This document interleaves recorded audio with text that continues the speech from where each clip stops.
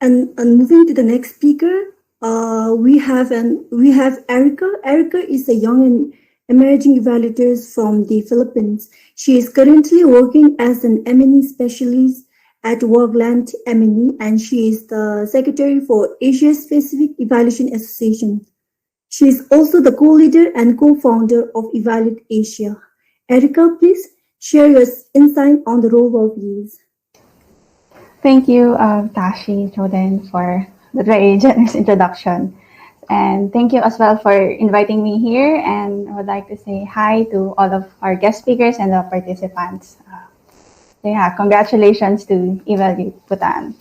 So as Ms. Tashi Choden have mentioned, I will be talking about the roles of YEEs, or Young and Emerging Evaluators. So I'm gonna shorten my, to save time, I'll shorten my speech a bit. But essentially, what I wanted to share is that throughout the history of youth involvements in international community, it's been around 50 plus years. It started in 1965, wherein youth has been considered as vital, has a vital role for the continuing development of society. And then it moved to 1979 with recognizing youth to have a potential contribution to development, to 1999 wherein UN recognized that youth needs to be listened to, and we need to listen to the issues and various problems and demands that they bring into light. Hence, the establishment of the International Youth Day on August 12th. And then it was only then, after that, in 2015, that UN started recommending the institutionalization of youth involvements in governments and NGOs, various organizations. So that's a 50-year journey, essentially, of from being recognized as having a vital role in societal development, into now being called as agents of change, torchbearers, architects, and implementers of the SDGs. And now that everything is in social media, you would see so many youth leaders. We now call them spearheading social movements, activism, being out literally on the streets, campaigning, protesting for changes, for their own rights, for their own futures.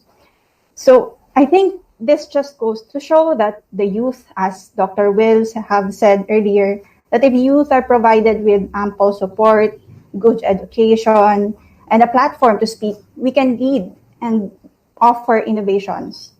And Dr. Will and Dr. Dorji have talked about the importance of youth involvement in monitoring and evaluation. But what I want to highlight is youth as evaluators. As evaluators, we also have the potential to provide innovations and fresh perspectives in conducting evaluations, but at the same time, to also innovate the field of evaluation, especially in the international perspectives, in the global field. One example is this. One example would be during the pandemic last year, just very fresh. The whole evaluation community is scrambling.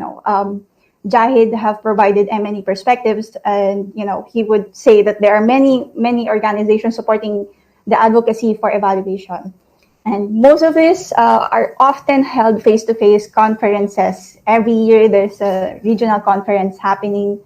Every month there's a national conference, evaluation conference being conducted. And with everything being on lockdown, everyone has to move online to continue the discourse in advocating for evaluation. And while the whole evaluation community is, being overhauled, scrambling about how to conduct online webinars or online discussions, EvalYouth, the global network, is already at the forefront, conducting virtual conferences for free since 2015. And it's being done in simultaneous languages, 4 languages now, this just last year, 5.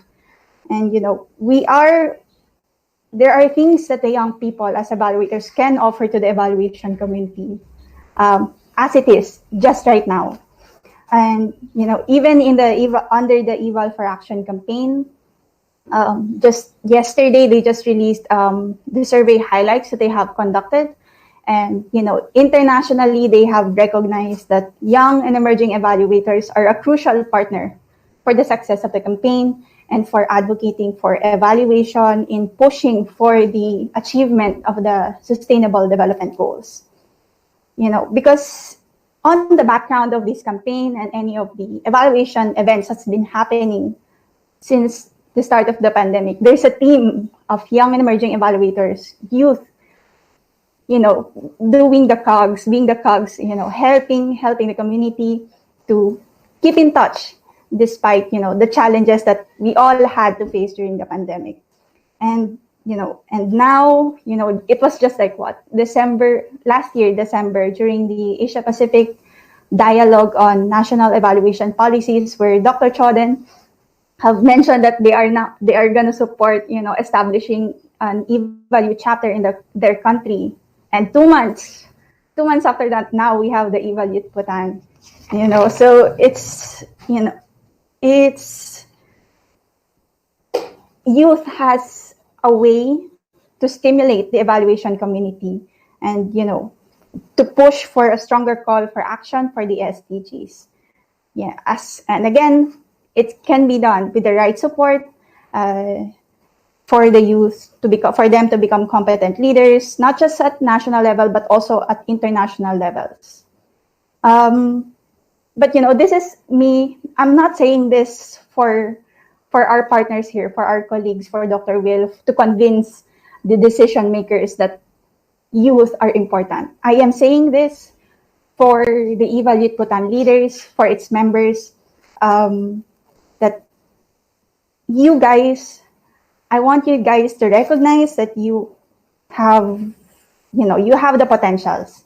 You can be leaders. You need to be empowered. You need to embrace that empowerment and recognize that you have the power to influence people, to move for your rights, and you have a value. And now, you're already 1 foot in the field already. So just realize your potentials in being an agent of change. Own up your spot in the table and continue taking actions for your future. So that's my message to EvalYouth Bhutan.